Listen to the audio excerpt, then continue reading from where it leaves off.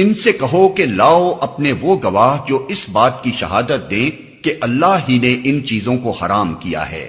پھر اگر وہ شہادت دے دیں تو تم ان کے ساتھ شہادت نہ دینا، اور ہرگز ان لوگوں کی خواہشات کے پیچھے نہ چلنا جنہوں نے ہماری آیات کو جھٹلایا ہے اور جو آخرت کے منکر ہیں اور جو دوسروں کو اپنے رب کا ہمسر بناتے ہیں۔